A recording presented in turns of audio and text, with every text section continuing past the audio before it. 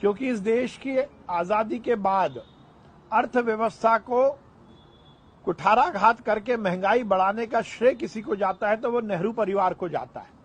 महंगाई एक दो दिन में नहीं बढ़ती, अर्थव्यवस्थाओं की नींव एक दो दिन में नहीं रखी जाती। 15 अगस्त 1947 को लाल किले की प्राचीर से जवाहरलाल नेहरू जी ने जो भाषण दिया था, उसी भाषण की गलती के कारण इस देश की अर्थव्यवस्था बिगड़ी है।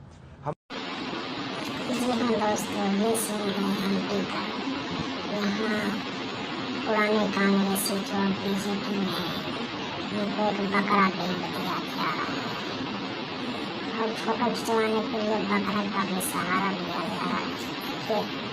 और ये बकरे का क्या करेंगे साहब, बनाकर खाएंगे और क्या करेंगे साहब। ये देखिए अडानी और अंबानी का टमाटर मार्केट है।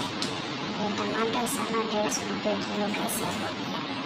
ये पहले किसानों से सस्ते में खरीद के फिर उसका स्टोर करके और महंगे करके महंगादारों में अडानी अंबानी का खेल चल रहा है। देख से कितना टमाटर स्टोर है, अब उनको ये महंगे दामों में बेचेंगे। ये मार्केट चल रहा है। जब अमेरिका आए तो यहाँ उनका किस तरह से स्वागत हो रहा है, गोदी मीडिया ने यह बताने में काफ़ी समय खर्च किया और एक तरह की छवि बनाई गई कि काफ़ी धूमधाम रहती है नरेंद्र मोदी के आसपास। लेकिन उनके जाने के बहुत दिनों के बाद 18 जुलाई को न्यूयॉर्क टाइम्स में एक लंबी और विस्तृत तफ्तीश के साथ लिखी गई रिपोर्ट छपी है, जो अमेरिका, ऑस्ट्रेलिया, फ्रांस में जिस तरह से भारतीय लोगों को जुटाकर सभाएं की जा रही हैं, जिसे हम एक शब्द से पहचानते हैं इंडियन डायस्पोरा, उसके बारे में ये खबर पड़ताल करती है। कहाँ से किसका पैसा है, कौन लोग लगे हैं और यहाँ पर रहने वाले जो भारतीय लोग हैं, जो उस डायस्पोरा का हिस्सा हैं, वो क्या सोचते हैं। तो ये इतनी लंबी रिपोर्ट आप देख सकते हैं न्यूयॉर्क टाइम्स में है। जो काम भारतीय प्रेस को करना चाहिए था, गोदी मीडिया तो नहीं कर सकता क्योंकि ज़्यादातर बड़ा भारतीय प्रेस वही है, वो काम अब आप न्यूयॉर्क टाइम्स में देख रहे हैं। चूँकि ये उन बातों को पकड़ रहा है ये अखबार, इसलिए इसे देखकर सरकार या सरकार के समर्थक चिढ़ जाते हैं। लेकिन हम इस रिपोर्ट के कुछ हिस्से के बारे में आपको बताना चाहते हैं।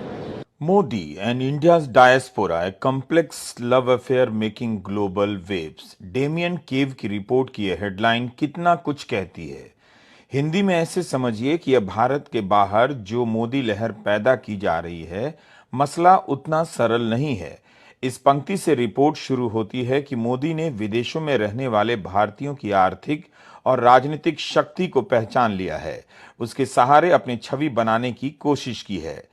यह बड़ी बात तो है, लेकिन चिंता की भी बात है। बीजेपी और मोदी ने विदेशों में सफल भारतीयों के साथ एक मजबूत रिश्ता बना लिया है। इस रिश्ते को बनाने में ग्लोबल राजनीतिक मशीन का हाथ रहा है।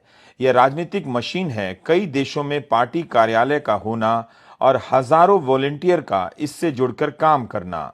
अमेरिका, ब्रिटेन, ऑस्ट्रेलिया और कई देशों में इस तरह का सफल आयोजन किया गया है।